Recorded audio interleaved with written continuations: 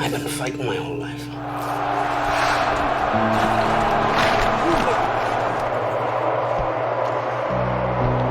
That's who I am, that's what I do.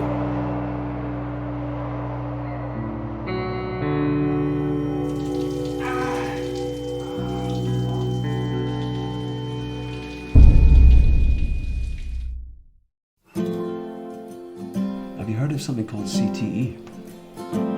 It's a progressive brain condition caused by repetitive blows to the head. We've got to have a chat. We're going to have to let you go. Still don't know very much about it. Just that it's progressive and it can lead to early onset dementia. I've got you somewhere down south. They'll sort you out with a job. You can start afresh. It's extremely difficult to predict how long. All we know for sure is that it will get progressively worse. I wish I could feel I'm sorry. your skin. I hear you were a big star a few years back. What are you doing here earning minimum wage? Do you have a family? Feels like there's oceans between me and you.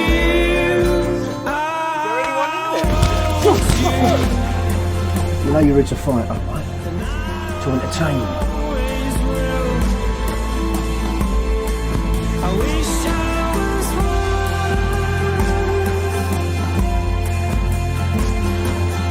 You don't have to fight.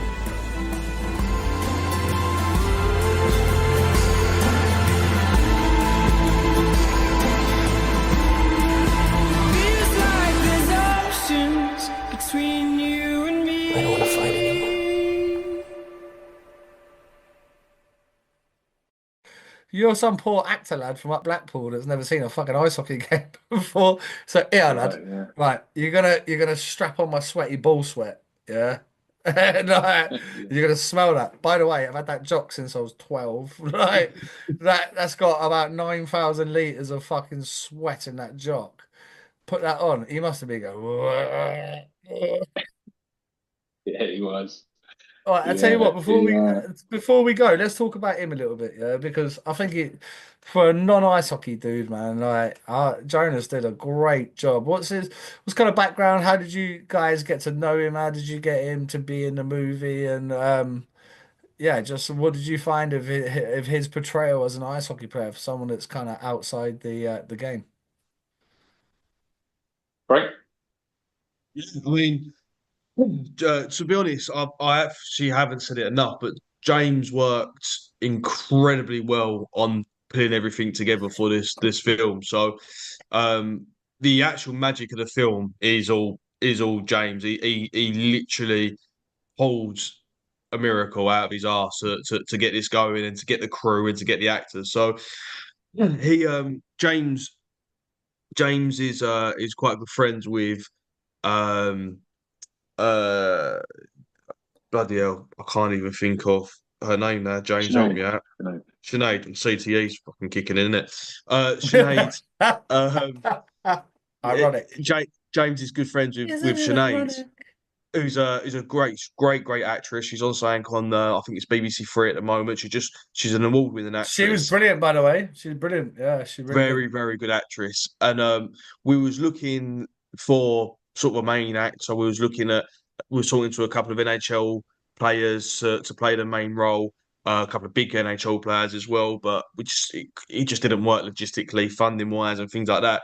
And then, yeah, she said to James, "Listen, I know someone who's a good actor. We got him over." And honestly, I've never. I mean, I was an actor as a kid. I've done a few little things, nothing big at all, but I've never seen somebody. Milky Bar Kid vibes or what? Yeah, basically. I've never seen someone that do what he does. Like you turn up on set, and the very first scene, or the second scene we filmed, was the last scene. And I don't want to go into it and spoil the movie before. That was the last scene, the biggest scene of the whole thing. And bearing in mind, he's never played hockey before. He doesn't understand the sport. We've never met him before, and he got in there, and he done that performance. I sat there and thought to James, how on earth as two kids who play hockey managed to get someone as great as him, and it's unbelievable how He was he's brilliant, not. by the way. I don't know how he's not at the level of what he should be because his level of acting is he made the film. He 100% made the Yeah, he film, was and great. between his acting and James's directing and set up and everything else, that is the real reason why this short has done so well. It's nothing to do with me. Listen, I just put words on the paper. Jonas acted them. James made sure the shots were right, and that is the real reason why I think this film, this short is so good because of between James and Jonas, it was incredible. Well, I think I said to you, Frankie, I was talking to you on Messenger. You know, there've been a good couple of thousand views, and I was like, no, fucking when we share it, it'll go up. And I think just since yesterday, it's had another 500-600 views, right? And then this will come out, and then there'll be another 500-600, and then there'll be 1,000, and then people will start sharing it on Facebook, and they'll start sharing it on Instagram and Twitter and these type of things. It does have the potential to to get right out there, and I think what Netflix are missing. And by the way, Netflix got every right to go tell me to go fuck myself because I literally have zero fucking clue. I have zero clue. I'm not trying. I'm not trying to be like a hockey fan and like stepping in lanes that I don't know where to step out of. I'm well aware I know zero, right? But the biggest mistake they've made in their thinking, in my opinion, it's not a British fucking hockey movie. Understand what this movie is. All Mm, right, it's made by a couple of Brits. It's shot in Britain. The actors are British. This is a fucking worldwide issue. 100%. CTE is a worldwide issue. CTE is a sport wild issue. We're hearing about guys that fucking headed footballs in the 70s that can't tie their fucking shoes up. We're Mm. hearing about boxers that have had 12 pro fights and never been knocked out once. But they had 355 fucking amateur fights with headgear on and their heads like mashed potato. We're hearing about rugby players. Basically, any sort of physical, active, hard hitting contact slash impact sport because it pisses me off when people call hockey a contact sport. If you're calling football a contact sport, ice hockey is a collision sport. It's collisions, car crashes. You skate into Nicky Chin and you're going fucking 25 mile an hour and he's going 25 mile an hour. So I get hit by a Nissan Micra. Like, it isn't a joke. It isn't a contact sport. Like, it is a full collision sport, as is rugby, as is American football, as is judo, as is jiu-jitsu. Like, all the fucking new fancy fangled way of saying like mixed martial arts. These are big collision impact sports. This movie for me, although hockey and based briefly, we're not selling this as a hockey movie for me. We're selling this as a movie that, listen, how many little Johnnies, how many little Sallys that start out in this fucking game when they're 5, 6, 10, 12, with the view of making the NHL and they don't quite make it, or the view of making the NFL and you don't quite make it. That's you're telling everybody's story that's kind of gone in the minor leagues and they've rode the buses and they've been in the billet families and they've done all these other things that ultimately the mental side of it, the the trauma, the issues, the addiction, the losing family, the ostracizing yourself from fucking societies and not being able to work with Joe Public and all these things are so poignant in that movie that actually it's a mental health movie. It's it's way more than ice hockey. What is it? 35 seconds of ice hockey in it, boys?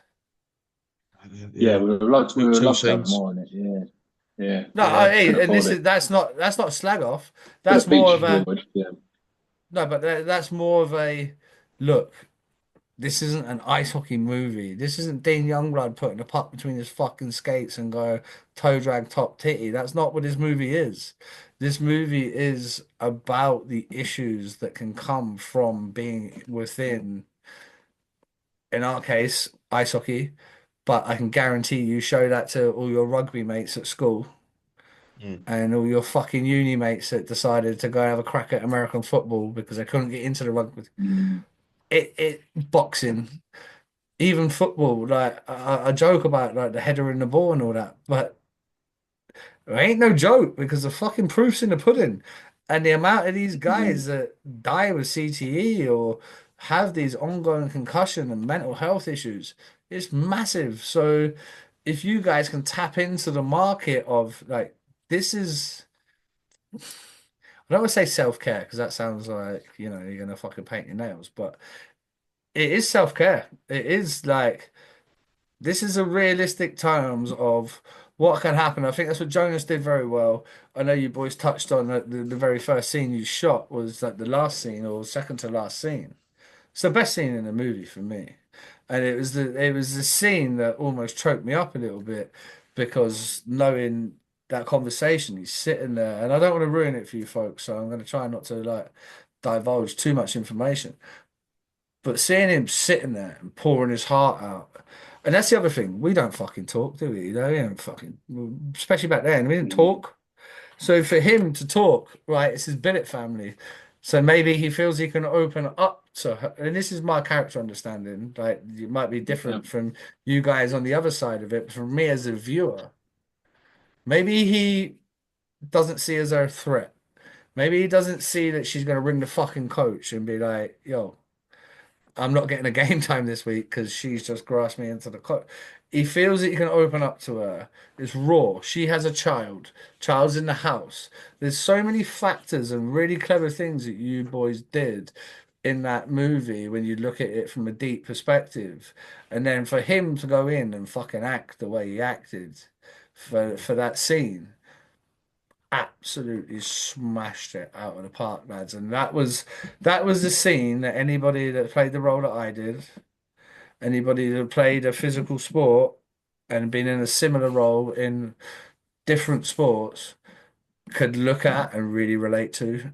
And Yeah, that, I that that monologue is yeah is like brilliant. one of the first things I think we wrote. Like, and it really, with a short film, you have to, because it was made to obviously sell the feature, but like you have to encapsulate the whole film in that thing, and that monologue was written deliberately for that. It was written to showcase the life of these players. Start off a kid, but especially if you're Canadian or from another country, but particularly if you're from there, but like grow up in a coastal town that doesn't have any prospects. Hockey's your only way. You don't want to fight, you start fighting because it's what you're good at, and that's the only thing you know. And then when you have a family, you're trying to provide for your family, and you try to do all these things to provide, and there's no way out. And yeah, that kind of monologue kind of encapsulates the whole kind of film. And yeah, like I say, Jonas fucking smashed it. Well, I got a story. Do you remember Let's Frank? go. Go on. All in for story time. All in for story All time. right, so Jonas is like yeah. an amazing actor, and we're doing this scene, and we're in this house in Luton, and trying to give the actors what they need, like trying to give them a safe space to work in, give them the time to do this scene. Like Jonas, obviously, he's from Blackpool, and he respected the subject material, and he did so much research on the subject with hockey, with these players. I sent him hundreds of documentaries to watch, interviews to watch. And he's obviously in the scene, just come off from this bender. He's been found on the floor, he's thrown up, and then he's put in the kitchen and he does it. And then we wanted to do it in one take. So we shot it in one take. And then he's like 3 minutes into it, he's fucking banging it. Everyone on set's fucking crying. Of all people's phones to go off, the sound guy's phone goes off. Oh no, fucking And then I'm like, oh fuck, whose phone is that? We're running around, and like, but it was the worst possible time this could have happened. So what you're And saying, James, is next time you do that scene, you're taking everyone's fucking phones off him, yeah? yeah, I did a fucking staple it to the wall. But I mean, I felt bad because what I said to you before is everyone donated their time, and Dan, the sound guy, was a great guy. Just a mistake. Everyone's tired, Did and he then have I to get a spat. round in or what? He better have got a fucking round in at the bottom after that. Like, Yeah, Jesus. The thing Boys, yeah. was, It's funny honestly, I though. think. God, sorry. I was gonna say the Yeah. thing was I was no going to one was say like allowed. even. Oh god. Go on, Frank. Sorry. There you go. No, I was gonna say the thing was like where Jay said we made it a safe space. No one was allowed in that room apart from James, the sound guy, Sinead, and Jonas, and it Oh, was poor literally fuck. everyone. Yeah, Oh, so everyone was kicked makes out it of the so room. It much was worse. exactly. Well, it was like 10 people in there. It was literally just the 4 people in there who needed to be in, and that was it. I was watching on the monitor outside, and I was like, "Holy shit!" That's when you like remember like back in the day you were playing for a tough coach, you'd be like, oh fuck. just ducking and diving, trying to get out of there.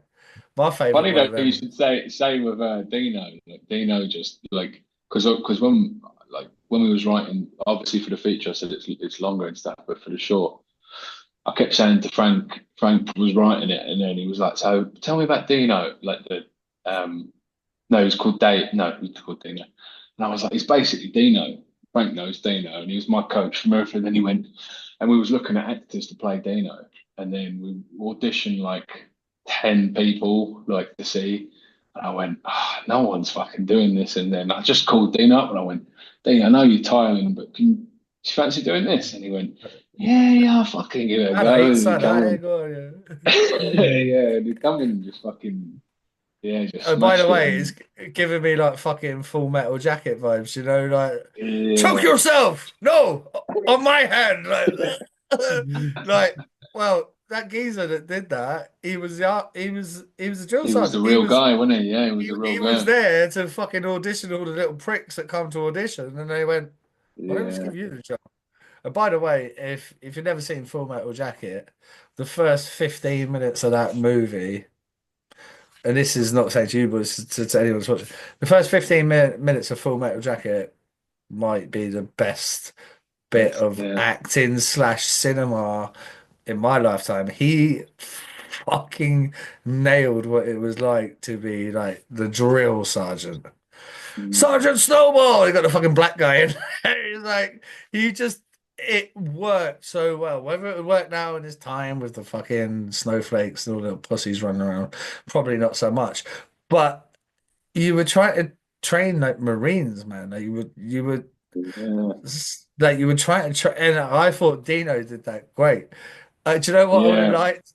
I would have liked Dino not to be such a maybe a soft touch when he's kicking him out the door a little bit, and I was like, that's yeah, not fucking, that's not Dean, and I think that's because I know Dean, because I know Dino. I was like, you feeling like that? yeah, Hey, yeah, that's a wee bit soft for you.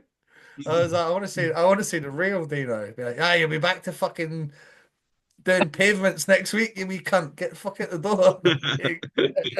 But no, honestly, it was so. I think you boys absolutely nailed it. And do you know what? I'm really glad that I waited until like yesterday, knowing you boys coming on today to watch it, because it's been sat there, and it's been on my like wait to watch list on YouTube for, because we've been talking about getting you boys on for a couple of months here, and trying to tie in. Obviously, three of us schedules different, you know, but I'm glad I waited to watch it. And I don't know, for whatever reason, yesterday when I watched it, it hit home hard. Obviously, we talked off air about we're going to kind of wrap it up here in the next 5 minutes, but I want to get this in on this episode. Um, we talked off air about my boy, Mr. Payette, and Andre was literally, his nickname was the Wild Thing, man. Like, guy had his own fucking entrance music. Like, if you know you're a bad dude, if you got your own entrance music to life, just like you're a bad dude. But I sadly watched the demise of Andre over the past 2 years of his life, the last 2 years of his life, and that motherfucker had CTE, man. There's literally not one doubt in my mind. Don't care what the doctor said. Don't care what anybody said. I watched him deteriorate in a way that is sad when it's that close, you know. You watch the trials of Aaron Hernandez. I don't know that fucking guy. I don't know American football. Did that series grip me? Holy shit, it gripped me. It had me on the edge of my seat. Like it did. But I didn't know that guy. When you see it happening to a friend of yours and someone you care about, and the actual true effects of years and years and years of trauma and what it can actually do, it's fucking devastating, man. Like it really is devastating. I'm lucky enough to have this platform that I got to put a GoFundMe out, and we raised money for his boy to be able to go out to the funeral and see his grandparents and do that. And the fans, by the way, shout out you 4,000 Cannon fans. I had £11,000, I think, or something you raised in the end, 10, £11,000, whatever it was. Like absolutely fucking outstanding effort by every single one of you. Yeah, well, But yeah, like, that was a big thing. Like it's having that amazing. the end scene is obviously harrowing and tough after that. You know, he's gone on a bender and then he goes to his room and everything else. But it was a big thing to have that kind of montage, the start of after, you know, of in the credits of the players that have kind of gone. That was a big thing, do you know what I mean? And kind of really we wanted to hit home that these are real people, you know. So, Watty, I understand you're self-employed, right? I certainly am, yes. Yeah, probably quite a few people that follow your channel are as well, I would guess. Out of our thousands of followers, I imagine quite a high percentage are, self-employed. So the reason that I'm talking about that is there is another product called critical illness cover. Now, as a self-employed person, there's no safety net. The government's not going to pick you up off the floor, and you don't have a company to fall back on. Likewise, if you're part-time or at companies that pay just statutory sick pay, you're screwed if you get anything like a cancer, heart attack, stroke, loss of sight, loss of limb. A critical illness basically picks up the bill in that case. You get a tax-free lump sum. Normally people go for half their salary or a full year's salary, and that just basically gives them that peace of mind. So how would that product work for someone like myself then? So basically, if you were taken out diagnosed with, say, an advanced cancer, you'd be paid a tax-free lump sum. You can use it for whatever you like. You know, some people use it for private healthcare because the NHS is in a bit of a mess. Yeah. And they might want to go on holiday if they're very seriously ill and likely to pass away, or to pay off their bills and just leave the family with a bit of peace of mind. Bit of financial security. Absolutely. Obviously, it's great to get that big payout, but do I need to have life insurance as well as critical illness cover? Yeah, most people take them together. So in your case, you've got your insurance that covers your mortgage. Yeah. If you were to pass away, Sophie would be left with all the bills. Yeah. Now, obviously, you don't want that, and you want a good quality of life for your little one. So you take generally a lump sum as well, and then the critical illness cover is if you're sick, you're not bringing any income into the house. You've got the peace of mind, the time to get recovered, the time to go seek private healthcare if you want to, and then basically get yourself back on your feet without the mental stress of having to deal with all the bills. Well, we touched on it like briefly throughout. Rick Rippin, like the guy was a well, you're gonna see a little bit of a sequence here, folks, and it's very, very dissimilar. Rick Rippin, bad motherfucker. Derek Bugard, bad motherfucker. Wade Beano, bad motherfucker. But guess what? That was on the ice. I met Wade Beano twice. And I met him as maybe, I don't know, let's say 2000.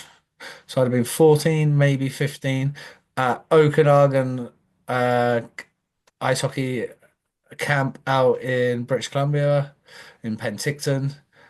And I remember we stood at like, you know, like the canteen. And you know what it's like when you're doing those camps with your kid and they put the NHL guy in the poster and all that, and you're fucking buzzing. And I remember just stood next to this dude, and I was like 14, 15, and I'm looking up at this fucking mutant. Like, hands down, one of the scariest human beings I've ever been. Like, I call it death range. Because if that guy grabs you, you're dead. Like he could kill you. The most softly spoken, humble, nice human being. And then I was lucky enough to meet him a little bit later when he came over to the UK and decided to rearrange some faces on this side of the shore. Again, get him off the ice. Like he takes time. He's lovely, just like a lovely, lovely guy. He just happens to be tough as shit. Andre Pyatt is in that mold. Like you take him away from the wild thing, and you take him away from the character, and you take him away from being the pantomime villain and all the shit that you not pay your 12, $10, whatever it is a week to go see, and you get to know the human being. He's not a tough guy. He's a fucking tough guy. He loves his son just like he fucking you love your son. You love your daughter. Like that's the shit he cares about. He doesn't care about anything else. That's the stuff he cared about, and that's the thing that I really valued most about mine and Andre's friendship towards the end. Is it's just a fucking dad that loved his kid, you know. Like he's just a fucking dad that loves his kid, man. Like, and all the mental anguish and trauma and stuff that went undiagnosed and got swept under the wayside is arguably, and I'm in no position to sit here and say it would have been, but arguably would have been the reason it could have kept him alive had something been done earlier. And that hits home to me. It hits home hard. You know, you see it with Derek Boogaard. And like Derek Boogaard, did he lose a fight? I don't fucking remember him losing a fight. So Tough it's man. not it you can be the hammer or you can be the nail, but you can still get CTE being the hammer. Like do you know what I mean? Like you can still get CTE being the hammer just because you didn't get fucking dropped every time, just because you didn't get dropped one time, just because you get dropped 5 times, whatever it may be. The impact and I think something that we haven't really talked about, and I thought the movie did it quite well. In fact, the pressure, the pressure of doing it on the days, and that was the one for me. No one ever really had to tell me to fight. I knew my role better than anybody. You don't have to tell me. I'm going to tell you generally. I remember telling coaches like, I'm going out next shift. I'm going to go. It was rare that I got told. But I still had pressure, a lot of it internally, but still pressure.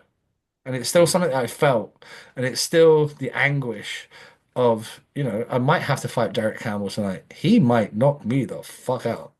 And I remember, and it reminds me of this story. Not from a fight, but anyone that played in the old Isle of Wight rink, yeah, he knows how small it is. I win the draw. And this is what I remember, and I don't remember fuck all after it until we were in the club drinking brandy. I win the draw on a backhand. Our D-man just chips it up the boards, and every shot on goal from the island was a good shot on goal, right? That was the Oh rule. yeah, fucking hell. That was the rule, yeah. And I remember our D-man banked the puck off the boards, and their D-man stood on like the bottom of the face-off circle in the neutral zone. And he just walked into like a one-tee. And I'm still tied up with the centerman, but I've got my head here.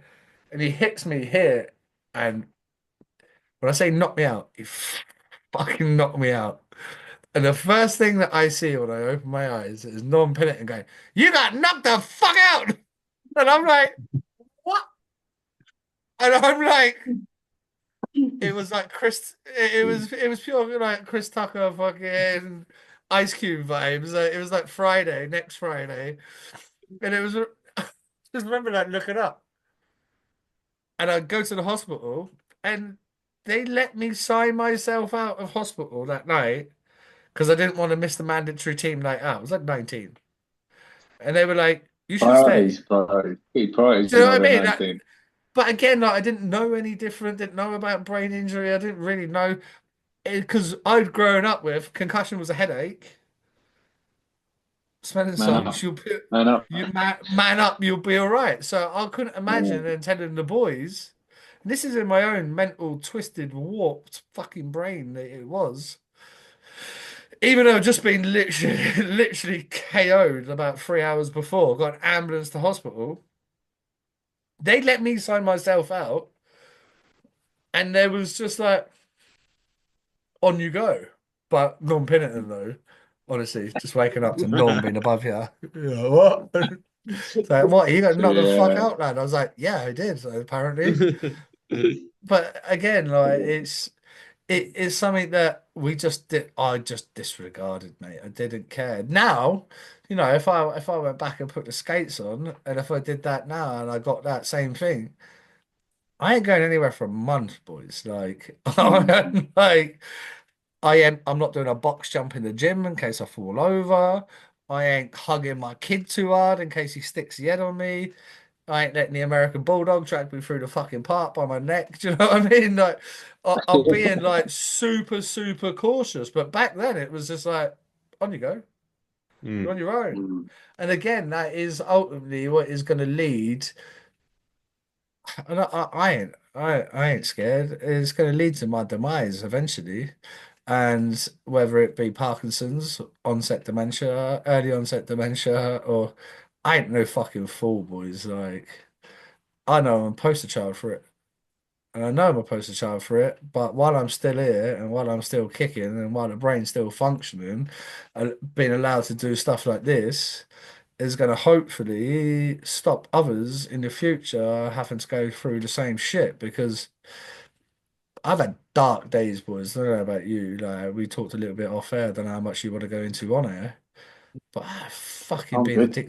I've been addicted to just about everything you can be fucking addicted to. Yeah, One the of the good big things, one of the good things with Watty is that you can do with like filmmaking and things like that is all your kind of pain and all your things you're going through, it comes out of you when you do that. Do you know what I mean? You put it on screen. That's the main reason we made it is you feel in all these things and you have no kind of whereas hockey used to be your outlet, you can now let it out through whether it's writing, directing, whatever it is, and that's the big thing is like that the short especially, but the feature has definitely got so much of us in it, and it's kind of like therapy in a way, isn't it, Frank? 100%, yeah. And do you know what it is as well? Is there's a lot of things what you forget throughout your hockey career, and we just as we started talking about it and planning it, we just remember so many stories and so many sort of good times and he said he just like it definitely was therapy for me. It's helped me massively with sort of dealing with like things what are in my head. But yes, the feature, when we make the feature, honestly, you'll see so many stories what you've heard of in the hockey world where it's like, I remember that, I know we've done that. Like we really just try to incorporate love real that. stories for everything what we've done. Oh, boys, you just gotta go listen to the back catalogue of this. Yeah. Listen to the back catalogue of this. Go listen to right. If you can get this story, and it's my favorite story from my whole time on 4,000 count, all right? So we get Adam Greener on, yeah. He's just fucking fresh out of jail, yeah. He's just done a big stretch for being the biggest bag dealer in the south of England. We get him on anyway, and he tells a story about cousin Vinny, right? So he's banged up with this Brummy geezer called Vinny. And he goes, Greener used to have the old fucking Prince Albert, yeah? And when I shit you not, the geezer had a 10 mil cock ring in. I mean, he's got a rope, yeah? He's got a rope. So, like, on a normal cock, it would have fucking dragged it to the floor. On Greener's cock, it looked all right. Like, but he's got a rope. He's got the 10 mil ring in there. And cousin Vinny goes, Greener, how'd you get yours so big? He goes, tell you what I do. You should tie a bit of string to it. And you should tie weights off it, right? So Green is telling this fella, right? Green is telling this fella. He goes, yeah. Frank, we got this. We got this in the film already, haven't we? Honestly, He's going, right? He's going, so he goes, I used to, tie some weights off it and I'd let it stretch it out a bit. And this geezer's like, what? And then he goes, then what I would do, he goes, I'd get a bit of string, tie it around my Corey, and that's Greener's Sandhurst boy, right? So Corey would be like, tie it around my Corey, and he goes, and then I'd tie my other end to my big toe. And I go, 10 seconds in, 10 seconds out, 10 seconds in, 10 seconds out, like flexing his foot, right? And then he goes, after that, he goes, oh, I'll just put everything in the cell in a bucket and tie it to the bucket and hang it off the bunk bed sort of thing, right? Anyway, it goes on. He goes, Queen goes, we're getting into this getting out of jail party, and Emma, his missus, is there. And he's like, Emma, Vinny, Emma. This is the silly cunt that thinks I tie things off my cock to make it bigger. And he goes, do you know what? Fuck you, Greener. And he's like, what? He goes, I believed you until just now. So the geezer'd been in his cell tying fucking things to the end of his Corey, trying to stretch his cock out. And I was like, oh, that's so good. But God, I'm gonna say you boys have got a little bit of the feature on you. Oh no, it's I've got like so I won't name the don't ruin it. I don't want to embarrass it, but just we had an import that used to throw hockey lace over a fucking like what is it, like a fucking like Andy post. Hanna. And Andy Hanna. 100%. 100% it was Andy Hanna. Was it Andy Hanna? You said it, yeah. Nick, I think Hans might have. In the script for the feature, all this is in there. It's the feature script has got like it all in. Like it's got that in. It's got like all the banging, the team trips, the initiations. It's got like everything in British hockey that we know is in the feature film. Obviously, it's not in the short because we couldn't. By the way, if you're ice hockey on EIHA, stop watching now while we talk about this and come back in there. Come back in a couple of minutes. It's got to be Hans. It's got to be Hans. Yeah. By the way, how did you know that? How did I know that? 'Cause he's told a story in a podcast. Because he's told a story in his podcast. Right? Also, Hans was my coach. He used to turn up, right? He'd bring scrams down when I played the South. And Hans would turn up, right? He was our fucking coach. He'd turn up, get out this people carrier that looked like it had been fucking dragged through. I would say a refuse centre, but they actually tidy shit up and put stuff where it's supposed to be at a refuse centre. It looked like, they just let everybody chuck junk in there. This is our coach. He'd turn up, he'd have no shoes on. He'd be like, Hans, where are your shoes? He'd be like, I didn't bring any. I'd be like, you're the fucking coach. What do you mean you don't have any shoes? You come out of the fucking car, come into the changing room, be like, Hans, you have no shoes on. He'd have like fucking pizza down his shirt. It's like, oh, we haven't won a game in 5 games. I wonder what happened there. Right. But by far one of my favorite human beings that I've ever met. He always chirps the podcast page. He's always up. Hans is always chirping everything I say. Hans, I love you. You're a fucking beauty. But there's so many good stories to be told from this game. Obviously, and I don't want to say we focused on a negative because it's not a negative. Not at all. It's just a realistic factor of the implications it can have from playing this game. It's not a negative. Yeah, and but in terms of tying shit to your cock and chucking it over the balcony and having a bit of fun. Yeah. Like there's so much fun and games that go into stepping on that bus, going on the road. Oh mate, yeah. Coming in on a Thursday night. Sorry, bro. Go. In the short film, we only got a little small window to showcase what this story trying to tell us. We had no room to play, but in this feature script, we've got like initiations for rookies. We've got road trips to like crazy. We've got literally like. Are you boys stealing buses and shit? Yeah, literally like everything that you could think of, just like from the start to finish, and just even doing the stuff when you're trying to promote and you're having to dress up as one of the mascots and shit like that. It's like there's so much in there, and like boys, I've been there outside Specsavers in fucking Swindon, dressed as Willie the Wildcat. Dressed as Willie the Wildcat with glasses on. I'm like, what the fuck am I doing? It's Tuesday afternoon at like 2 p.m. There's 4 people in Swindon Town Centre, and you're dressed as a mascot. I'll tell you what is one of the funniest ones, though, boys. That would it would work so well in a feature movie, right?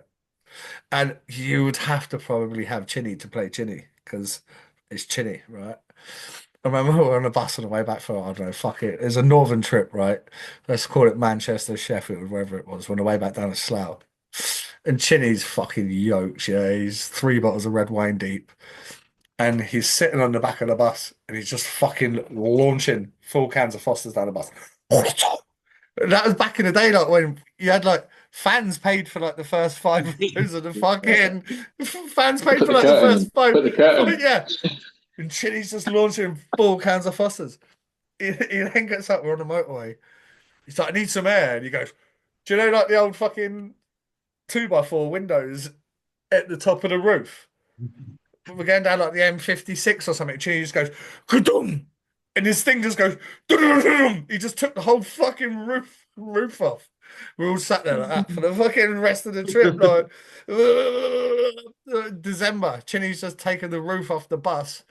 All them sort of like shifts it like getting all the way back to just about Slough.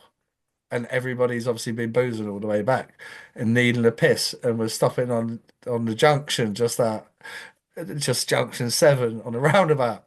And there's like 18 guys going for a piss up against the side of the fucking underpass. And then 2 old bill cars put up behind you. You're like, yeah, well, what are you going to say? Like, can't be like, it wasn't us. Like, there's 18 of you. Like it obviously it was you. And it's funny, Frank, you said it earlier. You don't think about any of this shit until you start doing like one of these, or you start, and then the stories, man, they just come flooding back to your brain so I mean, quickly. our initiation was we were on the way to Isle of Wight, and I was 16, and we had 3 other rookies, me, Breezy, and chap Lee Breeze. Basket, and no, the younger brother Ross Breeze. Oh, Ross, yeah. And we had our hands tied to each other's hands through our legs, with only nothing but skirts on a ferry, and then everyone was going. We had to walk around them taped as well. And we had to go, lady boys for sale, lady boys for sale. That's what they keep saying. And I can't remember. BT Williams was like spanking us with fucking and longer and everything else was spanking us. It's like we're trying to have all these when we're trying to put these things in the feature script and we're explaining it to our producer who she's outside Oh, she is, yeah. So we're on this ferry and we're like taped and they're like, why do they do this to kids? Why does it sound like the in-betweeners and also kind of a little bit noncy at the same time? So don't worry, we knew what we signed up for. It's fine. Yeah, exactly. We had it in anyone that watches it knows that. When we played in Swindon, and he's now the head coach of Hull Seahawks. Sorry, Matty boy, I'm going to throw you under the bus here, lad. Matty, good mate of mine, like, a proper good lad. But when in Swindon, we used to have like back in the day, you juice boy, right? So you still buy the juice. Yeah. But there's a forfeit. And Matty Davis, only a short fella, he's like probably only fucking 5'6" or something. He's not the biggest of fellas. And he lost juice boy. And Matt, oh fucking some player he was, yeah, some player. Yeah. Gobby little prick when he comes to Swindon, because I'd have only been, I don't know, 21, 22 then, so he's like 18. Cocksure of himself, like fucking proper little gobshite. Loses juice boy. And anyone that's been to Swindon knows it's big Asda next door, right? And his forfeit, they went and got him like a fucking 9 to 10-year-old's school dress. And he had to put that on and then go on a public skate. While we're all stood there, we're all stood there. Fucking 300 people on his public skate, and Matty Davis's pumped up 18-year-old fucking quads popping out of his dress. But like, you did it because it was banned. I know, and there was no one telling you that you can do it either. No, like you think, how did I get arrested for all that fucking shit? No one, like, I keep bringing Norm up, but so, and I wish I'd have. If I was good at editing and I cared enough, I would edit this photo of this Nike helmet that Norm had to wear, right? Does anyone remember the Crazy Frog? You boys remember the Crazy Frog? Ding, ding, ding, ding. First meme, wasn't it? Literally, right? So, Kurt Irvine, 2 hands Norm in the back of the fucking legs, yeah? And as Norm goes down, Kurt two hands him in the back of the fucking head. I drop my gloves, go to grab Kurt. And this is in Slough, Slough MK are in Slough, so it was in the old bar end. And I'll drop my gloves, I've got to go cut. And Norm rises like fucking Tyson Fury, like the Undertaker. He gives it like, bearing in mind, this two-hand slash to the back of the head is it is the worst thing I've ever seen in my career. Yeah? It was horrendously hard. And anyone that knows Kurt Irvine, Kurt didn't give a shit about your feelings or about anything, right? Boom. Two hands Norm as hard as he can. Norm rises from the dead. I've got my gloves off. I'm about to fight Kurt, and I feel this hand on me, and it's Norm. He's pulling me out of the way to grab Kurt. He's speedbagging him, right? But he slashed him in the ear, yeah, and his ear was fucking messed, boys, messed. And Nike had brung out this fucking helmet, yeah. It looked like a cycling helmet with ear patches on. So Norm looked like the crazy frog, yeah. So you can imagine he was fucking thrilled about that being a tough guy. So we go down to the island. We get down to the island, and Norm's got this bucket on, and everybody's got all like the fuck it. It was back then where you could like download ringtones onto your Nokia fucking 3210. Like it's like ring ding ding ding ding. Like 18 of us with the same ringtone on. Oh, I remember Norm when we was playing against Streatham when he was playing for them, and he hit one of our players bad, and we had Danny Cox playing for us. He was our fighter, and then he jumped on the ice. It was tough, and then he jumped on the ice, and I was only like 15 or 16. He jumped on the ice, and he's such a fucking guy. And he went, Norm, and he looked at Norm and he dropped his gloves and went, fucking what a hero, man. What a fucking hero. Dropped his gloves. And then Norm just went, bomb, bomb, bomb, three. Yeah, I've been on the receiving sitting next to Coxie in the change room, and his fucking ear was hanging off. And I was talking to him, and I was like, oh, my head didn't go too well, did it, Coxie? How was your ear hanging off? I love Coxie. I've got a great story about Coxie. So let's hear it. So he basically saved me once as well. So this is how much of a hero he is. Me and Bill Phillips and someone else from Romford Juniors went down to, I think it was Lee Valley, to do a bit of summer training. So we got kicked off the ice for Romford summer training because like one of us had a fight. Me and Bill was always been close, so one of us had a fight. The other one jumped in and just got kicked off the ice. We was like, right, we can go down to Lee Valley. Still got time.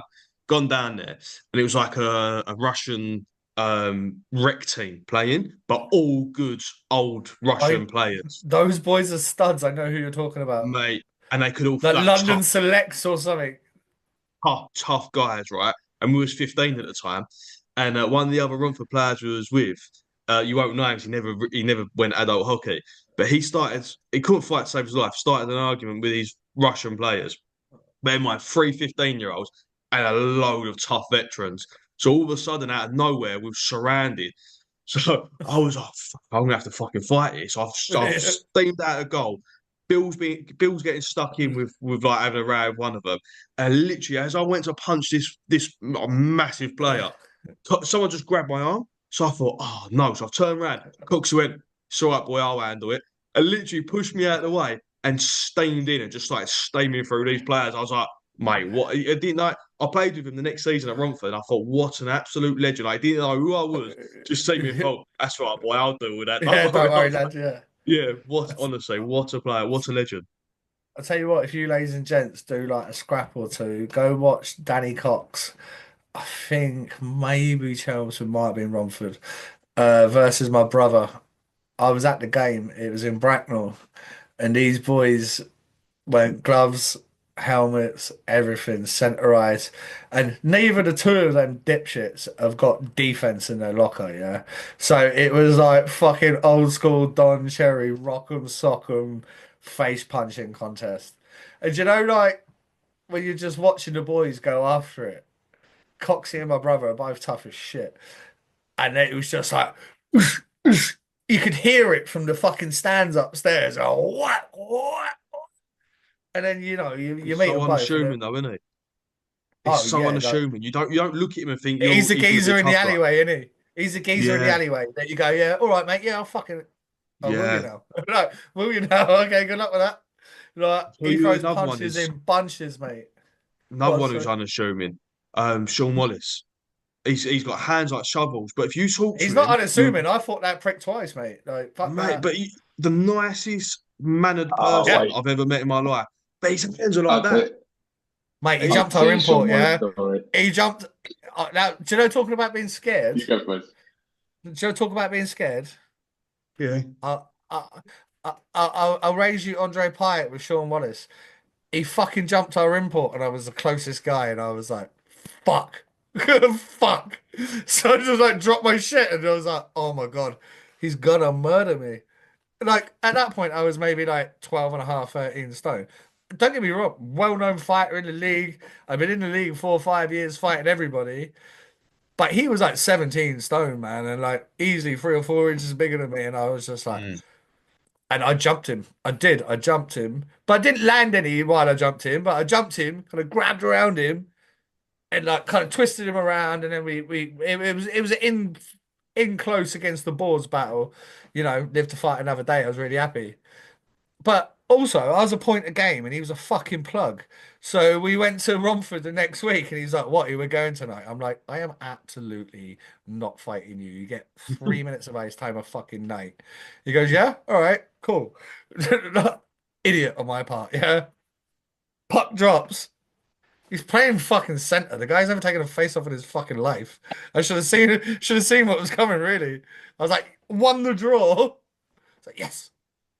Boom. I'm like, oh, fuck it. He's feeding me. Like, he's just feeding me. Like, absolutely feeding me. I'm on my knees. I got a 5+ game for fighting. So did he. We're now back in the old Ron Valley way. We're down in the alleyway. Now that I've been kicked out, I'm like, I'm going to spear you in the face. Because now I'm like, I didn't want to get a penalty, but now, like, we were arguing. And by the way, if you want retro old school ice hockey, there was not a single arena in this country that was better for violence than the walk down to the change room at the old Ron Valley Way. Unbelievable. Like it was chaos. They went, right, 5+ game, 5+ game.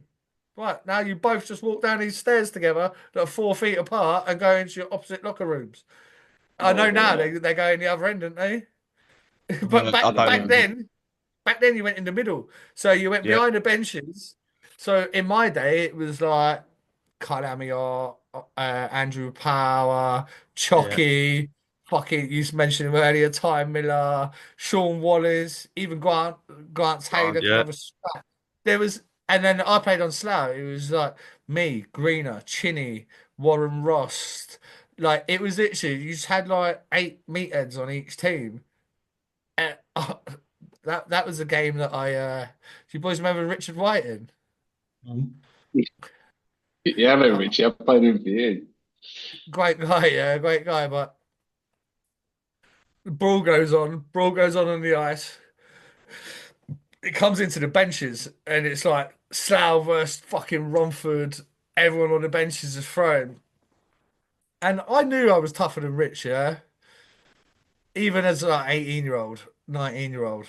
And are you He's sure? not tough. Because we're on the ice, and he's going, yeah. And I'm like, are you sure? I know you don't really know me because I've been in the league for 5 minutes, but I think it's a bad idea. Gave him a hiding. He put his fingers in my mouth, right? And I fucking chomped his fingers so hard, mate. Like disgusting. That he squealed. And when I say he squealed, it was like you just knocked a little 5-year-old girl off a bike. I felt, do you know when you feel bad? I was like, but there was no refs, man. There was no refs. Like there were no refs. Like they were in the bench trying to like get ammo and fucking power off Uncle Wazza and that. And that was the year that we ended up. We played them in that final four at Coventry in the third versus fourth. That was when Chocky and Norm had that fight at Coventry. The best fight in EPL history. I think I've got Have one you that boys tops ever it. seen it? Yeah, I have. Nah. Guarantee it don't. Guarantee it don't, mate. Russian and Hannah. Russian and Hannah Cup final out in Victor. That was a Best good fight I've fight. ever seen. Jason Rushton, there's a scary fucking human being if you've ever met one. Mate, I was a mascot when he was playing for Raiders, and I remember just looking at him thinking, "What the fuck is this, man?" I don't know why, but he liked me. Considering the role I played and Yeah. like, how much of a fucking pain in the ass I was, he liked me, and I was quite happy to be on that side of him. Like, do you know what I Under the mean? nose. Yeah, I was just all right. Yeah, yeah. Go on, Jason. Was So you can I there? tell you this? Can I tell you this story about Sean Wallace? Go on. I I was tell you in what, James, hold it. You boys yeah. talk about something else for like 30 seconds while I top this up because I feel that Oh, this mate, needs. nice.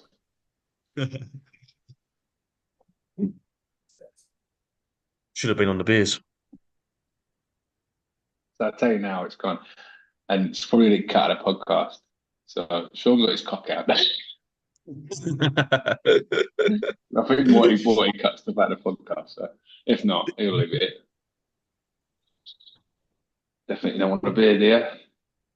I do. But I can't. Yeah, It's late.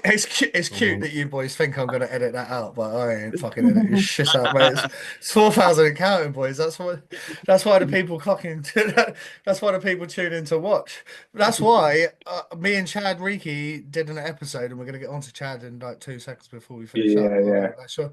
That's why his episode that we recorded on the 30th not been out, because 3.5 hours of us pretty much telling.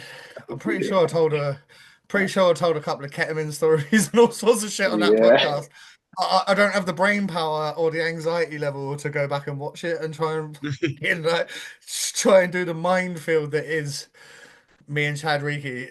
So we did an episode I went up to Edinburgh for the SNL playoff finals weekend, and me and Chad did a live episode on YouTube, and Chad geared down and did a handstand with his fucking ball bag hanging out, and YouTube fucking took it off. And YouTube took it off of me. Oh shit. YouTube was like, this goes against our, I don't know, whatever it was, our community standards. I was like, dude, it's taken me like fucking 4 years to get like monetized, and then you got your ball bag out after about 23 minutes of a conversation. Anyway, sorry.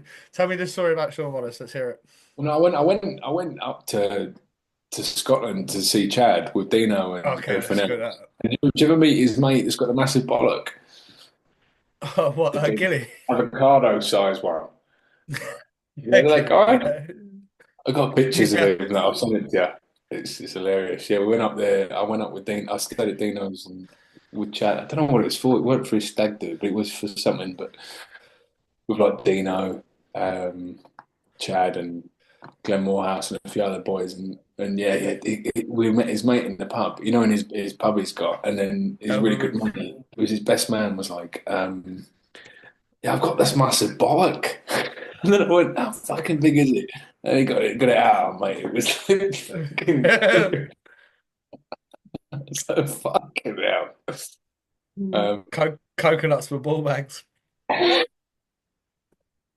Yeah, so I was working when I was playing Chiefs to start with like 16. Dino was a Tyler. He was my coach, and I said, Dino, I finished school at like 15. And I said to Dino, I was like, I don't really know what to do. And he goes, come work with me. So I went and was his labourer. And in Dino's firm was Sean Wallace doing all the chippy work. And then he said, and all I was doing was moving shit. And he said, go and help Sean rip out this kitchen.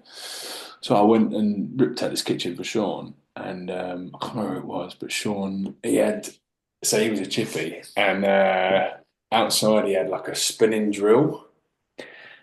And as I was ripping out his kitchen, me and him were good mates, but he calls me Jimbo, and he goes, I'm only like 16, and he goes, Jimbo, come on here. And I went, what's going on? So I fucking run outside, and he's on the floor, unconscious, and he's rolling around on the floor, punching something, and he's like punching around, like picking him up.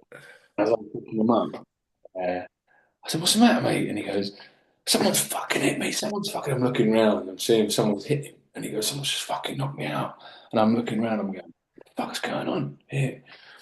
And I look at what's happened is he's got a hoodie on. And his hoodie, as he's cutting some piece of wood, his hoodie strings have been caught in the fucking spinning drill bit. Pulled it so tight and gone bomb on his head and knocked him out on the floor. And all I can see in the drill bit is the spinning with this fucking like drawstring. And I'm going, the fuck? So I don't know. I was just fucking cracking out laughing. I never let him let it down. He had the messiest van. His van was so messy, you couldn't put your feet on the floor because it was full of Monster cans and bag bugs. It's just Red Bull. Put it on the dashboard. Oh, I love it. And whatever happened to him, because he was a good guy, man. Right? See him at World Cup. You say about his fucking hands, mate. I don't think people really realise what these fucking. I've got big hands, right? I've got pretty big hands. His hands are like this. That's a hand. Never seen anything like it. I've got another. So I did when they were about there, Frankie. Yeah. About there, I was like, "Fuck me, that's a massive hand." I when I bought my first house in I don't know, like 7-8 years ago or so, I built him up because he's a chippy and I needed a new kitchen. My missus has got a chihuahua, right, and a right yappy chihuahua. So he's come round, and to stop the chihuahua from barking, I've picked him up and I'm holding him like a baby. And I'm walking around with Wallace, right, my kitchen, with this bloody chihuahua sitting there like a baby. And Wallace, I'm talking to him and going through it all, and he's gone. And I put the chihuahua down, and I went to my missus, I was like, I can't believe that. I've just walked around for an hour with probably one of the toughest guys I've ever met, with a fucking chihuahua sitting there like a baby. And he's probably sitting there thinking, fuck me, you've changed since you played. Yeah, you fucking jacked it in a little bit. But you boys are quite lucky, actually, because I'll tell you what, like, all the boys from over there, obviously back in the day, I was Southwest player, Southwest coach for Donkeys. It was fuck Southeast, and you boys were fuck Southwest. But as you get a bit older, you actually start to get to know a few of the boys, and we all start to, well, I'll say mature, but that's a fucking lie. As we all start to get a little bit greyer and older, you start to realise, oh, you boys had a bunch of beauties over that southeast side. Like you had some good fellas and like some proper good cracks and that. And then obviously they started, especially like in the latter years of the EPL, a lot of like, because obviously Romford and Chelmsford had dropped down and they were playing at that lower level. Some of your better boys did start like making the step up and going across to like Basingstoke, Swindon, wherever it was. And they started getting out there a bit. You was like, actually, these Southeast lads are fucking bananas, man. They're all good shit. Like, so you boys got to grow up with that. Let's go. Oh, I'm gonna throw this back, boys, because I haven't done this on 4,000 and counting in a very, very, very long time. And 4,000 counting fans, you're in for a treat, because I haven't done this, like I said, for a very, very long time. Boys, toughest player. Actually, before I get to this, because toughest player, you've already said one of them. Here's a Joseph Sladdock story for you, right? Playing in Peterborough with Slads. And he's training for a kickboxing fight, yeah? And he's like, boys, you're going to come watch me fighting down London. Yeah, all right, Slads, no worries, man. Yeah, it was a fucking Monday. It was like Monday night or something. And he's like, yeah, man, just you turn up. And it was like this fucking swanky hotel next to the Shard, yeah? So we all go in town and get fucking lit, yeah, absolutely fucking laced. Everyone's fucking wired. There's like 5 of us, like me, Teskey, I don't know, a couple of the other boys. And we're in like, like ripped jeans and like diesel t-shirts and like all that shit. So he's like, yeah, so it starts at this time. We walk into this venue. It's a fucking black tie event, isn't it? Right? It's a black tie event. So we walked into this hotel. We come in and we're like, what? Sleds? You didn't tell us. Anyway, so we're now all stood at the back of this venue, yeah, up against the back wall like retrobates. Right? We'll stood there buckled, scared to move in case that we offend anybody. Like everybody's there on there, like. So I go back to training on Tuesday. I was like, Slads, you not think to tell us at a black tie event? Oh fuck, boys, yeah, you're supposed to wear a suit. I'm like 3 days late, mate. What are you talking about? Like, whatever day it was, like he goes, well, wait, that is one tough on Ray. I've got a story about Slads, and Bandy actually Let's go. reminded me the other day. So, so Slads, when Slads first come over, he played for Romford when we was that last year EPL, and this was before we sacked him on. So we had, do you remember Dean Tonks, like lunatic, Tonksy. John Sticko? We had so many fucking Oh, good by the tough way, players. John Sitko was who Wallace jumped that I jumped in for. Oh, is it? Yeah. I know, he was good player, Sicko. I like Sicko. But so we was on the way to Manchester, sort of early on in the season, and there was a punch bag machine. And Slad's got a couple of pound coins. Asked Bandy about it. He reminded me the other day, right? So he put a couple of pound coins in the punch bag machine, and he beat the record for this machine, right? So he was going to everyone. I bet you can't beat me. I bet you can't beat me. I bet you can't beat me. So like, a couple of people gone and had a go, got nowhere near it. So I went, I'll do it. And he went, all right then, yeah. I went, no, I'll do it. And he went, yeah, all right. I just laughed at me. And everyone was going, Frank. Fucking McGrath was there, Ty Miller. Everyone was going, Frank, just don't do it. I was like, no, I'm going to do it. So he stuck the pad in. We got our pay for it. He stuck the pad in. I done it. I beat his score. Right, one shot, beat his score. And Slash literally was like, "Cool, shit, dude. Just I swear to you." James was like, nah. I'll send you the screenshots of Bandy saying it to me on Instagram the other day, right? I swear to God, this is a true story. Slash went and changed up another tenner. We've all gone to eat, we're sitting in KFC or whatever. He stood there for the next like 20 minutes trying to beat his score. He got back on the coach. He wouldn't talk to me for a week. He literally wouldn't talk to me for a week. I'll take things that didn't happen for £10. Yeah. I can prove it. Ask Bandy. I can prove it.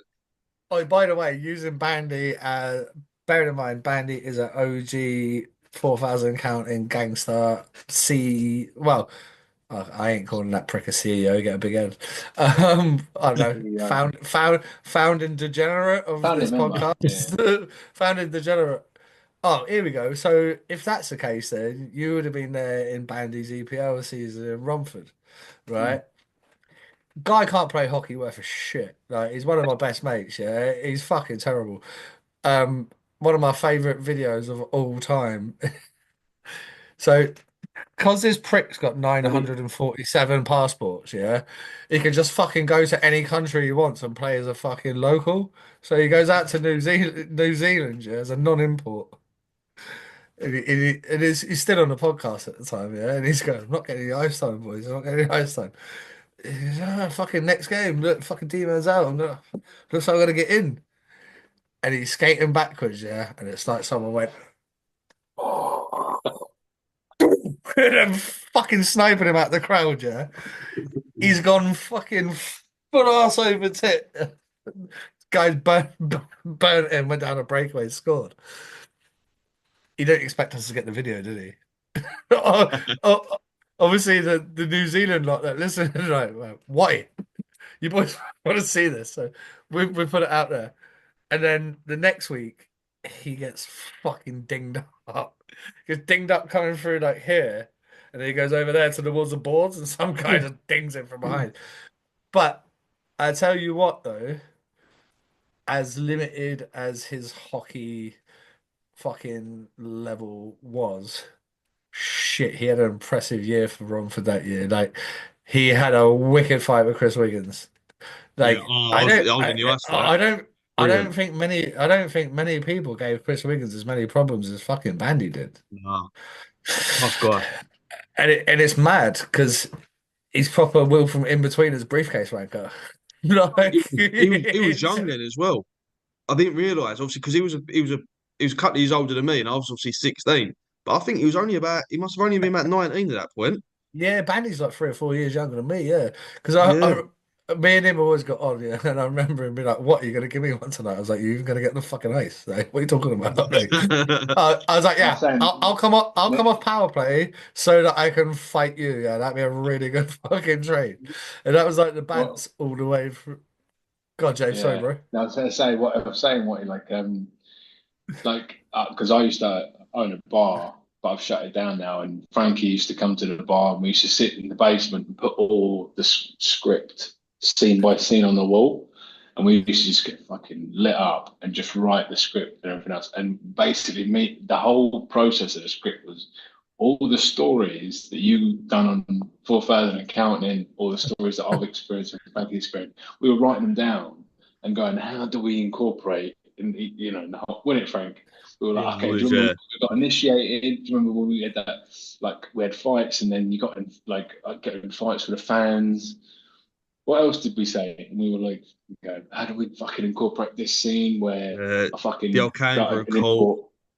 a Kangaroo kangaroo court. court, fucking, Yeah. juice beers and all this kind of stuff. And I was I'll thinking, tell like, a how do we? lie, Frankie, you just fucking actually, you triggered it. Matty didn't lose Juice Boy. He lost Kangaroo fucking Court is what he lost. That's exactly what he lost. He didn't lose Juice Boy. It was Kangaroo Court. Don't ever go to Kangaroo Court in an ice hockey changing room full of 20 geezers. You're not gonna fucking win. I We've don't got care. we've I got don't one care of if the you've got scenes. four solicitors on your fucking team. Like you're going to jail. You're going to We've jail. got Like full, that's it. we've got scene. So just straight after the kangaroo court, the scene what you said about jumping on the ice in like a miniskirt. We've got someone's lost the kangaroo court and does basically that after. Yeah, honestly, the stories. Just Anyone skating who's around played naked hockey, yeah, they're naked. in Yeah, Telford. but Danny Hammond. anyone, Danny anyone Hammond, who's get him with his fucking Yeah. good-looking chiseled looks and his massive weapon. Good for him. Yeah. Do you know when some pricks just have it all? Like Danny Hammond's that kid. Yeah. what's a player, I know he Oi, could play oi, oi, hockey. by the way, Good-looking imagine guy. if he was ugly, he'd still be playing, still getting fucking 65 points a fucking year. Yeah. Such a handsome I prick, though, isn't mean, he got. I remember when he was playing over here, and I remember this Canadian coaches going, "Who the fuck is that guy?" And he was just fucking so good that he could have So played good. at such a high So level, good. such a high level. But But then I don't know because he had his shot and he didn't do it. Same as Frankie Harvey. He's another one. I thought Frankie Harvey was good. They had their shots. They weren't. Frankie Harvey would have made. He fell out of love with hockey. If he didn't Yeah, fall out but of love with also hockey, he probably fell out of love with people like me and Adam Greener and Nicky Chin trying to punch his fucking face in for he trying to fell pull a out of love. toe drag. I think he fell You out of took love you when he say got started having booze. started having booze. It was the EPL, mate. Where the fuck? Where was he at? Like, started having booze. That was the EPL. You talked about Dane Tonks. And sorry, Oh mate, Tonksy, if nutter. you sorry, Tonksy, if you're watching, mate. I'm sorry to bring this up again. Right. So I'm playing on the Isle of Wight. Yeah, we're losing 10-0 away in Peterborough with 11 seconds to go, and we call a timeout. he played football the other way. Yeah, I played for the Island. Yeah. Oh, Mate, like 18 months of the fucking best time.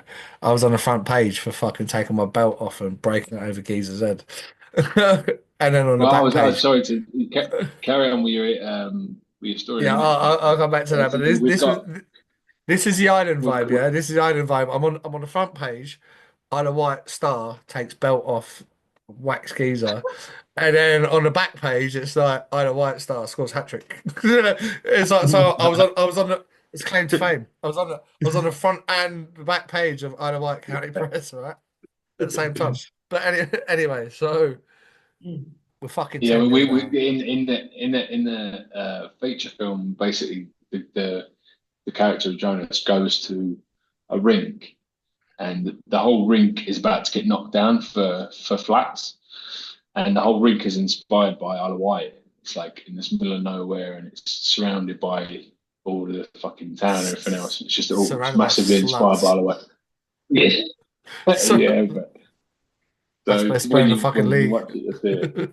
Yeah, just Mate, the fact everyone honestly. can spit at you through the fucking netting. Do you know what I mean?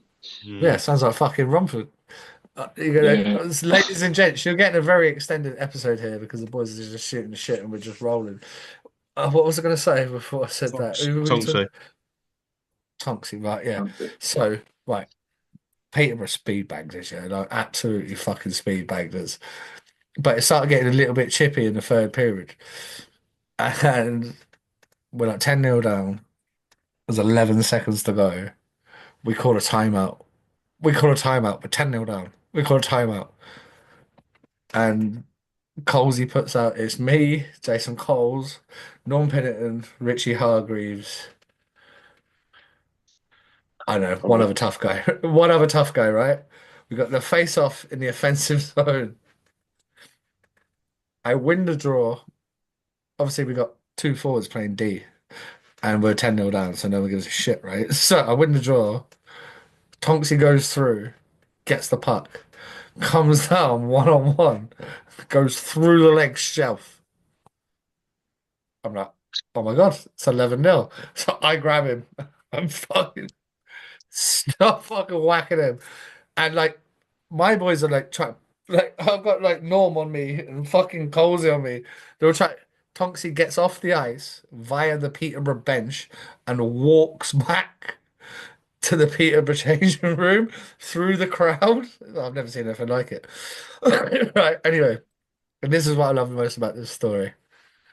About 2 months later, I'm still at Coventry. We're getting booze. We're not there. They're not there. I get a tap on the shoulder. He's like, "Watty, do you want a beer?" I'm like, "Fucking Tonksy, what were you thinking?" He goes, "Oh, fuck it, I don't know." He goes, I don't fucking know. I don't think I was thinking. I was like, "Dude, why did you go through the legs?" He went, "It's pretty fucking sick, though." So you fucking dick. I was like, "Yeah, but you still walk through the crowd, my man. Like you literally." You like traipse past fucking mums and dads, like, the kids at the game, like in your full kit, like proper full kit wanker. Can't do that. And he went, "Yeah, you boys were gonna kill me." I was like, "Yeah, we were gonna fucking murder. We were gonna murder you, mate. Like, you were not getting out." And he probably did the right thing, like because if he'd have stayed on the ice, he would have got dead. But like that's what the old EPL was, and it was fun. And I think maybe we're missing a bit of the characters. Like you touched right off the very bat. Dwayne Newman. Give me a character in the UK ice hockey game right now that is Dwayne Newman. There isn't one. There isn't even a half. By the way, there's not even a half or a quarter of a Dwayne Newman. No, and I sat My next to him fa- for fucking years, and in Chelmsford, and he took out this whole like pouch of fucking Dwayne. If you're watching, I'm sorry that you don't know about this, but like took out this pouch of painkillers and all these things, and then he took them all, this mixture of shit, and he stopped shaking. It stopped his shaking. He could do off his laces, and that was it. And I sat next to him, and I was like, "Fucking hell, man, this guy's off. This guy was born in the fucking gladiator era. He'd be a oh yeah, fucking like, do you know what I mean?" he's like He's Leonardos. He's the Yeah, fucking. He's a hero of the movie without having a line. That Yeah. guy does not need to have a line in the movie to be the hero. Like Yeah, I but you remember know what? because he played in Basingstoke in 96, 97. So I was like 10, 11 when he came over in his fucking pomp, by the way. Mm. Before all the fucking 25 years of the UK ice hockey scene zapping his life away from him. He was the baddest guy. This just country bumpkin. I remember him walking into Basingstoke and he's got like fucking plat pants on and like fucking moccasins and shit. And I'm like, oh my Yeah, God, his teeth. this guy's straight. Did he have teeth? By the way, that's a fucking great question. Probably not knowing dog. And also, if your nickname's dog, like, And he had his fucking bicep was fucking hanging off his fucking bicep. yeah, And no tendon in his bicep. Oh. yeah. He was my favorite player that I ever competed against because I'd Mm. run him. And because a lot of people were scared of him. I was like, don't get me wrong, you're probably going to shit kick me, but I'm still going to Respect. run you. Respect. And you'd run in behind the net. And I remember one time in fucking Peterborough, I smoked him, like Yeah. smoked him. And I stood up and I got the old glove shake going ready. He's like, "Hey, Watty, that's a fucking hell of a hit." And I'm like, I'm just gonna stop hitting you, man. Like, what's the fucking point? Like, what's the I've fucking heard, point? Like, this is I've heard pointless. the Like, story of him getting his fucking eye fucking in a fight, getting his fucking eye, it was fucking hanging out, and then him going up to getting off on the ice, looking at himself in the plexi. Someone told me this like not even long ago. Young, like, and he saw himself in the plexi, saw his eye, skated back to the guy and went, "Fucking great fight." mate, the most respectful dude that I've ever played ice hockey Yeah. against, without a I doubt. I had one season with him, and he was just like an old veteran. Like he was like one of his last seasons as well. It was like just an old veteran. I was so lucky to play that last season with him. But I remember you had like this like young buck trying to fight sort of like the better players in our team. And I remember Dog just skated over for him, got pulled like put his arm around him, not aggressive or anything, put his arm around him, whispered in his ear, and then just skated off. The kid said nothing for the Nope. rest of the game. No. And we was all going to Dog. He was like, "What'd you say to him?" He was like, "No, nothing." It's like, "Dog, what'd you say?" He was like, "No, nothing. I just let him know." Are you sitting there like, how have you got that aura about you at the age what you was at that point? It's like he's just incredible. You'll never get anyone like him again. Why? Because you watch him block shots with his fucking nose and go, Yeah, do you know what as well? and then He's just get got- straight he's back got- out for the next shift. I used to see him every week, and I used to train him every week, and I just thought you are a fucking absolute the main fucking man. And I haven't spoke to him since I played with him for like a good 5 years, and I haven't spoke to him for about 10 years, and I don't know where he is. I know he was working. Do you know what? His missus sometimes like says every now and again like a little check-in message to the. I think just to let everyone know he's still alive, sort of thing. Because Dog's not on fucking TikTok. Like Dog's not on TikTok. Like Exactly, going, yeah. "Hey," like, We used to chat sitting next to each other about films, and I was like, "What's your favorite?" Like when I was doing films, I was like, "What's your favorite film?" Dog? He's like, "I fucking love Blade Runner." I was like, "Yeah, it's a fucking good film." And I remember like when we were making this film, I was like, "Dog is a big fucking inspiration with how do you know what I mean? The mentality of how he fucking lived his life." if I could be half the man that Dwayne Newman is, right, I think I'll be doing all right, mate. He was class from the minute he came. Bear in mind, like I said, I was what, 10, 11? From the minute he came to Basingstoke, from the minute he left the Chieftains and fucking 25 years later, the guy was just a straight gangster. Gangster. Like, he is a bad individual. Like, you would not ever think, because when you meet him, he's like, "Hey, sir," and he's How are you shake doing? your hand and fucking Yeah. look. He would look into your eyes. You know, it's like when you do the Staring at handshake. soul. 20 guys, you're like, yeah, good game. Yeah, well done, bro. Yeah, fucking high five, cuddle. Dog would be like, "What on Watty?" And I'd be like, "Oh my God, you're so fucking scary." Like, please don't beat the wheels off me. Like, but the most respectful guy, like, I remember, like I was saying, I cleaned him out and I hit him Peter one night. Like, killed him. Like, fuck it. I could hit, man. Like, and I killed him. And I was like, "Oh my God, we're gonna have to fight now." He jumps up, he's like, "Oh my God, Watty, what a fucking hit."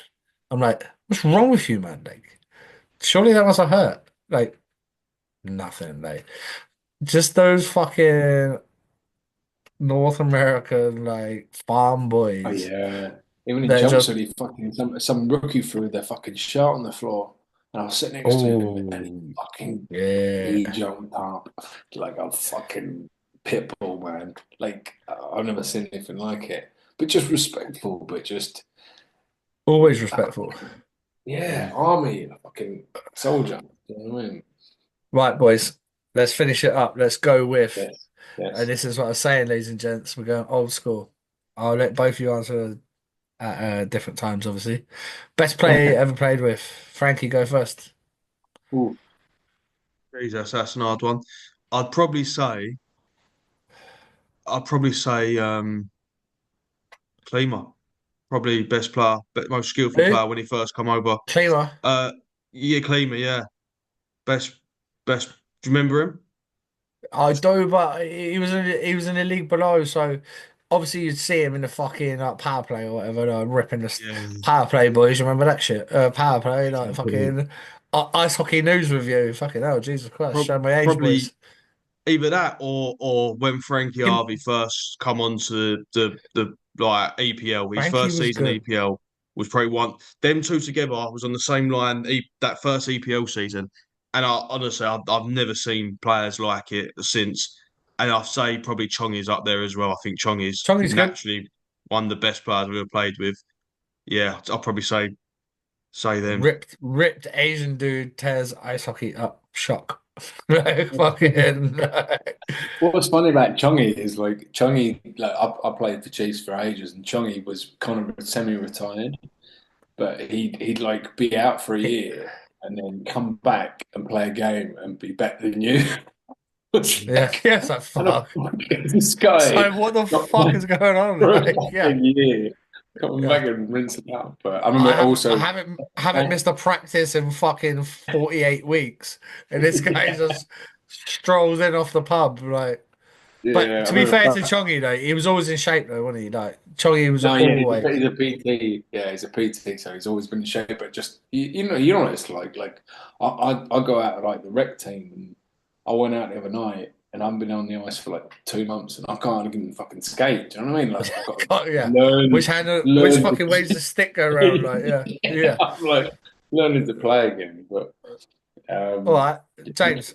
What about you? Best player you played with? oh, okay, it's tricky, isn't it? Because there's so many like variables. I mean, technically, I'd say the best qualified player is probably Bachi.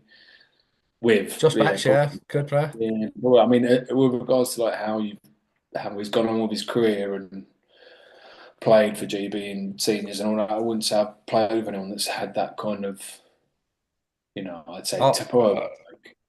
and I'm Batchy's biggest fan, by the way. But I watched him last week in Guildford. I was fucking pissed off with him. Oh yeah, And by the way, Batchy, I know that you might watch this because your boys are on. And Batchy, I know I'm going to see you this weekend in Cardiff. Mate, I don't know what he was doing. I don't know if he's hurt. I Batchy made like 15 turnovers in the first period. I'm like, and I know Batchy. I've watched his fucking career progress, and he is by far one of the players that you go, I can depend on him. The whole Cardiff team, like last weekend, and Batchy, he just kept turning the puck over, and then, he just, Batchy again. He's another like Chongy. PT vibes, in shape year round, never out of shape. And then you know what? By the third period, he kind of don't know if he's tired, don't know whatever, but he seemed to shake it off. And then all of a sudden, the third period, he's like crunch, crunch, crunch. I'm like, oh, Batchy's back. Here we go. But he is underrated. Excuse me, underrated in UK ice hockey game because you know what? For a lad that was never supposed to make it, he's done all right. yeah. I'm trying to think like GB. My year was that I played with was like obviously Luke Ferrara, Griffin, Paul Swindlehurst. I Um, never got. I played with Swinney. Never got it. Never got it. I think he was okay. Like I played with him. Couldn't get a fucking breakout pass from fucking 8 feet, but he yeah, he seemed to didn't, go. didn't he? Fucking brilliant. Yeah. But mate, he was 6'4". If he wasn't 6'4", not a chance. And again, this is not me being disrespectful.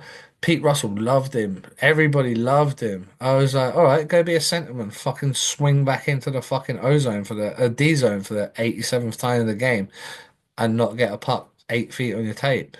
Like, I was not a fucking toe drag Tommy Dangles, Jonas Hoog, fucking sticking it through people's skates and going shove. But I knew the game inside fucking out, and my gameplay was spot on. If I skate all that way back, Yeah. I skate all that way back. I expect you to hit me a fucking pass on my fucking tape from 8 feet. And like, Mm. I never got it from Swinney. And then he went up in Elite League and he did very, very well. Like, he did great in Belfast. And he ended up having a great career, but fucking, he's not the best player you play with. I know that. No, no, I'm thinking of like with level. All I'm thinking about is players I played with that played for the GB senior team. Well, Luke So Ferrara fucking led the Elite League 1 year and scoring like 39 did he times. really? Like, Yeah, yeah. what?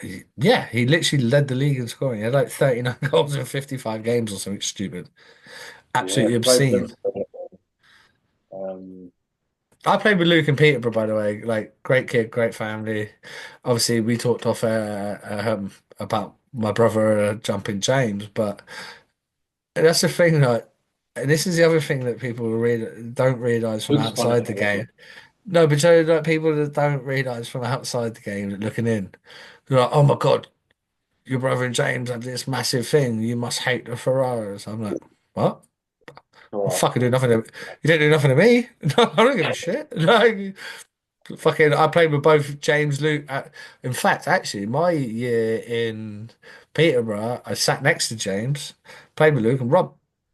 Fucking great cats, all three of them. Like, honestly, all three very different blokes and all three very different players.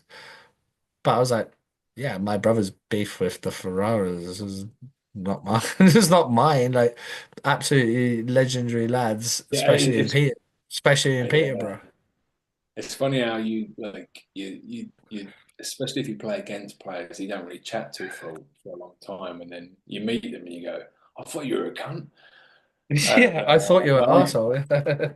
Yeah, I played against your brother and Painter and a few other boys in Streatham, and we played them in the final a couple of years ago, and we lost. They beat us in the final, and then my mates, I went out with my mates, and I thought they were taking me home, and I said, "Just take me to a pub. I'm gonna get fucking in, absolutely smashed." In one, Took me just to get in one, yeah. I said, "Just take me to the pub. I'm gonna get fucking smashed." We went to the pub, and I was fucking necking the shots and pints, and then look over, who's over there? The whole fucking Streatham team. Oh yeah, that's what you want, isn't it? And because this is the local pub that from the fucking rink that I think it was Milton Keynes. And I went, oh fucking hell! And then I thought, what am I gonna do here? And they haven't spotted me. And then I thought, all right. So I just ordered like 50. Just buy a round, yeah, yeah. I ordered 50 tequilas for him, and I ordered 50 tequilas, and then I thought it's good. But I know like Sam Waller and a few other the boys, and then I sent them like, and then we ended up just fucking chatting, and I said, well done, boys, and then started drinking with them, and then we had a fucking night out, and we ended up fucking going crazy, and I thought, these are the boys that you've not played with or against. You played them against them, but you don't really know them. You kind of like Isn't it funny though, right? Isn't it funny because everyone thinks Stratham's buying the league? It's not. It's just there's a bunch of lads that like to get fucking waffled together. Yeah. Like none of those. Going back to what we said earlier on the pod, no one's making more than 200 quid a week. Right? And you got to travel to Streatham, like Streatham. It's in the middle of fucking London. It'd take you fucking 9 hours to do the last mile of the fucking journey. Like, no one's making money. No one making money there. And everyone's like, yeah, they should step up. It's like, yeah, when they're gonna house these fucking 4 imports and 6 Brits that you have to bring in from like all across the country to live there, and also the minute you go, we're stepping up. 95% of that roster go, nope, nope, and then just. And the thing is, because they're such a tight-knit group, they just move from there to fucking Solent or Oxford or whatever it is, and then just dominate the league the same, but just from a different place. Like it's so fucking stupid. Right, boys, let's go. Next questions. Toughest player, Frankie, you've ever played with or against? I mean, I've got brought up with Romford, so I played with some real tough guys. I think see Sean Wallace we talked about earlier. Mark Williams. Yeah, Mark Williams was a tough guy. Chucky's fucking tougher than night in jail, mate. Oh, mate. I mean, even Grant Taylor and Tyrone Miller. Again, they weren't known as fighters, but they both. I don't think I've ever seen Ty Miller lose a fight. Yeah, I always got on really well with Ty, but I was never keen to fight him. He's hard as nails, absolute hard as nails. Obviously, Slads as well. Slads was another tough guy. You could see fucking Ty's six-pack through his kit. I was like, fuck you, Ty. I don't want any part of that. No, I'm all right. I'm well all right. Honestly, but again, the nicest geezer. He gave me my first ever job. Geezer, he's such a nice fella. Again, Lackey, another tough guy. Underrated, mate. Underrated. He broke my nose all over my face one night. He punched he punched my visor, and my visor went into my nose, and it just went. And I remember driving back. That's why I played for Peterborough. I was driving back. I was like, the whole way there, like 200-mile round trip, trying to fucking straighten my beak out. I played Coxey, McGrath, Bomber. Played with Bomber, another tough guy. Bomber's tough. Honestly, I couldn't. I think any any one of them on the night could win a fight, like against anyone. I think like Yeah. apart from playing with like the top fighters, like, I've never played with Russian, I never played with Cornish, I never. Do you know what I mean? Apart from playing with the elite legends, I think any one of them I've named probably could be up there with anyone really. Yeah, they're tough as nails, all them boys. What about you, James? Toughest boy? No, I was just thinking of what you said about Cornish. Because in Cornish, I used to chat to Cornish quite a lot, and I was talking about this film when I wanted to make it years ago, and he was like, he was speaking about CTE and everything else. It's just, yeah, I just realised he hadn't played for years, has he? And just kind of disappeared. But he was like really backing it as we was chatting about doing it. But yeah, I tough actually players. seen him I've seen him like a month and a half ago actually at the old Did you? do you know the NCAA they did in Belfast? Yeah, Turn around in the bar and fucking Corey stood there. I'm like, what's up, yeah. Jeremy? But like he's full school teacher vibes now. Like he's lead. Oh no, that's what he does. He's a school teacher, right? And he always I know, was. yeah, I know, yeah, But like he's now this like lean bean school teacher, and I'm like, I yeah. wonder how many motherfuckers in this bar think they could take you on before they got 15 left hands to the face, before they realize you're a lefty. Before they realize you're a lefty. Because I was like, every single guy in this bar probably thinks they can beat you up. Every single guy in this bar would get put in a fucking coma. That guy was, he was hands down one of the toughest. Yeah. No questions asked. He was a scary fucking human being, man. We used to chat. We used to chat a lot about it, but it's so funny because it's back to like the dog thing where you think the toughest people in the fucking world are the most gentlemen, and they're the most. And also, he said a big thing to me about he didn't. Well, he might do now, but this was 10 years ago when I thought about the idea for the film. He didn't believe in CTE. Then again, this was before a lot of the suicides, and I spoke to him about like I was going to make this film because I was chatting to him a lot, and he didn't believe in CT. He thought it was all about how enforcers were. Helps when you win 85% of them, doesn't it? What's that? Said helps when you win 85% of them. Fucking yeah, probably. Yeah. He's like, I don't believe in CTE. I get hit twice. Fuck, I'm good to go. Yeah, exactly. That's right. I'm not had any fucking concussions. No, he said to me, he was like, what are you talking about? Yeah, he was like, he goes, it's not about that, James. He goes, it's all about, the education of the players and how they haven't got any kind of prospects outside of hockey. And obviously, he was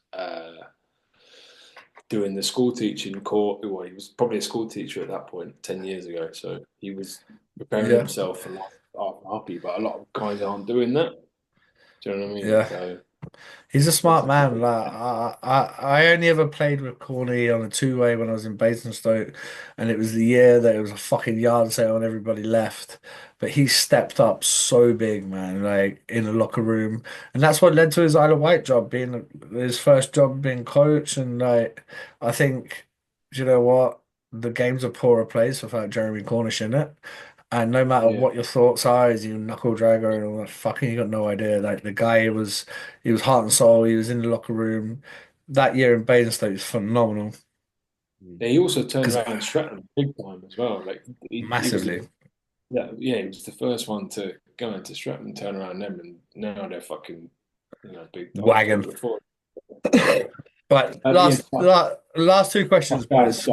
Is like, ladies and gents, I hope you do appreciate it. It's like half midnight here, and we've been at this since like 8 o'clock. Favorite coach you ever played for? Anskin Douglas. Oh wow, Forskin Dickless, fucking go for it. Yeah, he had me when obviously with his son being a goalie as well.